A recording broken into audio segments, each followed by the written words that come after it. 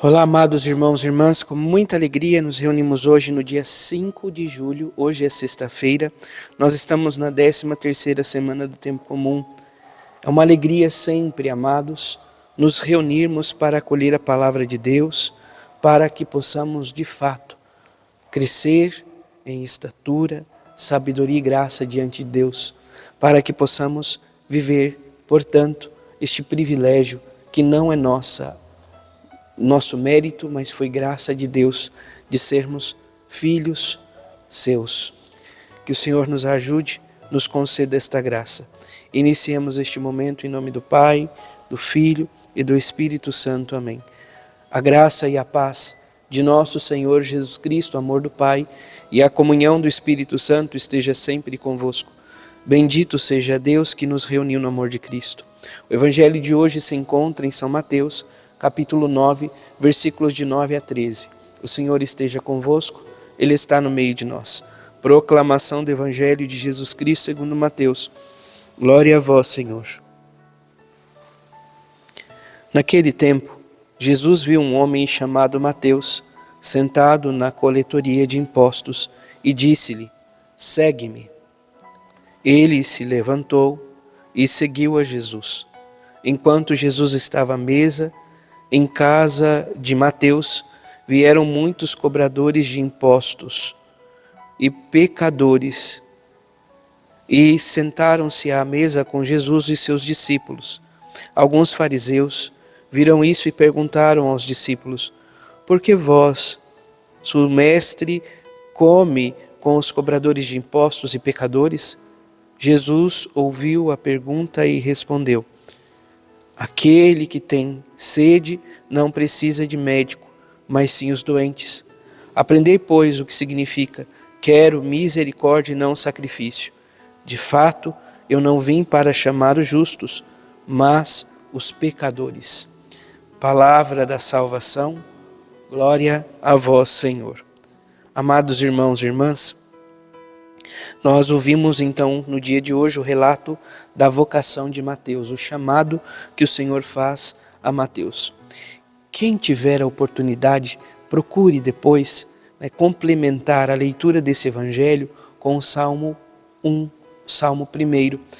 O Salmo 1 fala um pouco como é o processo do pecador. Primeiro, começa a andar com os ímpios, depois dá ouvido às suas falas, por fim, senta-se à roda dos zombadores. Vamos dizer que São Mateus já está nesse último estágio. Ele está sentado sobre o seu pecado. Ele está na coletoria de impostos. E o bonito, sobretudo, amados irmãos e irmãs, é que Mateus, na sua humildade, não tem medo de se revelar, poderíamos assim dizer, de se expor. Ele não usa o apelido como os demais evangelistas poderiam dizer, um certo homem chamado Levi. Não, ele diz: Mateus, um homem chamado Mateus, sentado na coletoria de impostos. Então, é como se ele dissesse: eu estava sentado sobre o meu pecado, e Jesus passou pela minha vida me chamando para segui-lo. Segue-me. Imagine, amado irmão, amada irmã, a força desse pedido, desta palavra, sobre a vida deste homem que estava sentado sobre o próprio pecado. Ele deixa tudo, ele se levanta.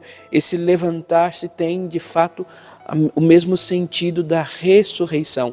É como se Mateus ressuscitasse da morte, pois o pecado estava fazendo com que ele agisse como morto.